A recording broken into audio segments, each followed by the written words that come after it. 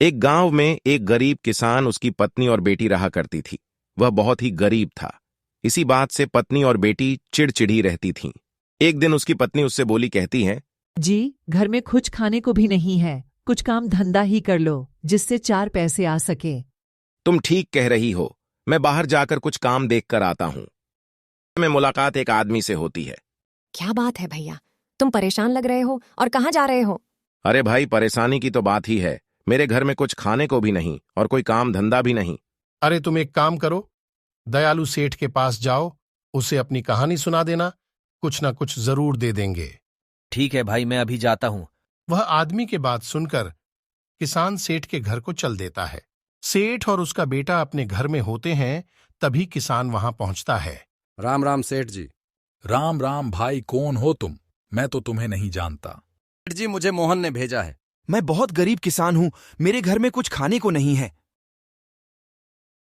तुमने यहाँ खैराती खाना समझ रखा है। चले जाओ, यहां से आ जाते हैं मुंह उठा के। रुको बेटा, यहां ये खुद नहीं आया, इसकी मजबूरी यहां लाई है। अरे पापा, मैं जानता हूं, ऐसे लोगों को पैसे के लिए भी कुछ कर सकते हैं। अच्छा भाई, ये बता, क्या परेशानी है? तुझे किस लिए आया है? क्या सहायता कर सकता हूं तेरी? सेठ जी, मेहरबानी करके कोई नौकरी दे देते तो मेरे परिवार का पेट पल जाता। मैं बहुत उम्मीद लेकर आपका पास आया हूं। सेठ जी, मेरी सहायता कीजिए। पापा इसकी बकवास सुन रहे हैं, भगाए यहां से। देख भाई, तेरे जैसे इंसानों को अच्छी तरह से जानता हूं। तुम लोग पैसे के लिए कुछ भी कर सकते हो। मैं तुम्हें कोई नौकरी नहीं दे सकता। नहीं नहीं सेठ जी, मेरा यकीन कीजिए, बहुत उम्मीद से आपके पास आया हूं। मेरे घर में खाने को एक दाना भी नहीं है। मेरी बीबी और बच्चे 3 दिन से कुछ नहीं खाया सेठ। मेरा यकीन कीजिए, मुझे नौकरी दे दीजिए। बेटा डराकर भागा दिया। किसान निराश होकर घर की तरफ निकल जाता है। ने भागाकर अच्छा किया बेटा, कहीं भी मुंह उठाकर आ जाता है। माँ पापा ने इतनी देर क्यों लगा दी? तेरे पापा काम खोजने गए हैं, काम खोज कर ही आएंगे, चिंता मत करो, आते ही होंगे। देर में तभी किसान वहां आ जाता है। माँ देखो, पापा आ गए। क्या हुआ जी, बड़ी देर लगा दी, अपने कोई काम मिला या नहीं? पितरी, हमारे किस्मत में धक्के खाना ही लिखा है। एक सेठ के पास गया था, उन्होंने मुझे बेइज्जत करके भगा दिया। कोई बात नहीं जी, आज हमारी किस्मत खराब है तो इसीलिए कोई साथ नहीं दे रहा। ठीक है सावित्री, मैं थक गया हूँ, जाकर आराम करता हूँ। तभी किसान दुखी होकर अपने कमरे में चला जाता है। फिर अगले दिन वह सेठ बारिश में भीग रहा था।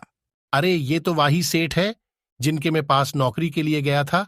लगता है बारिश से परेशान है। फिर किसान सेठ से बोलता है, अरे सेठ जी, बारिश में मत भिगोइए, बीमार हो जाएंगे। मेरे घर के अंदर आ जाइए, बारिश चली जाए तब चले जाना। सेठ सोचता है, अरे ये तो वही किसान है जो मेरे घर नौकरी मांगने आया था और मैंने इसे भगा दिया था। चलो थोड़ी देर इसी के घर पर रुक जाता हूं। फिर सेठ किसान के घर चल देता है। किसान आदर से घर में ले जाता है।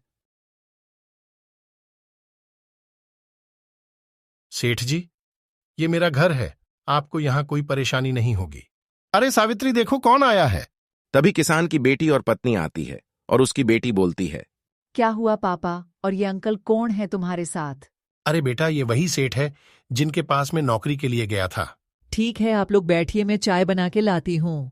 नहीं नहीं भाभी जी, चाय रहने दीजिए, बारिश रुक चुकी है, मुझे बहुत जरूरी काम है, मैं चलता हूं और तुम कल से काम पर आ जाना, काम पर रख लिया है। फिर सेठ वहां से चल जाता है। किसान की पत्नी बोलती है, सुना जी, सेठ जी ने आपको नौकरी दे दी। तुम सही कह रही हो सेठ जी, उतने बुरे नहीं जितना हम लोग सोच रहे थे।